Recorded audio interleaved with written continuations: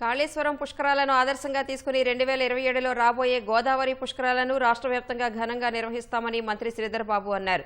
ప్రకృతి పరంగా ఎన్ని ఇబ్బందులు ఎదురైనా భక్తులకు అన్ని సౌకర్యాలు కల్పించామన్నారు. దేవుని ఆశీస్సులతో పుష్కరాలను విజయవంతంగా పూర్తి చేశామన్నారు. ఏర్పాట్లకు సహకరించిన అధికారులకు, పలు సేవా కార్యక్రమాలు చేపట్టిన స్వచ్ఛంద సంస్థలకు కృతజ్ఞతలు తెలిపారు. రాష్ట్రంలోనే మొదటిసారిగా కాశీలోని పురోహితులతో నవరత్న హారతిని తీసుకొచ్చినట్లు మంత్రి శ్రీధర్ బాబు వివరించారు.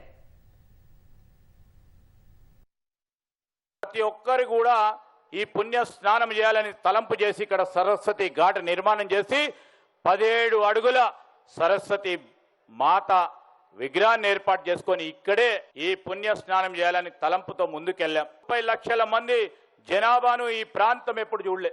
దానికి సంబంధించి సౌకర్యాలు కల్పించడం అనేది ఒక ఛాలెంజ్. యంత్రాంగం అంతా కూడా ఛాలెంజ్ గా తీసుకొని పనిచేయడం జరిగింది.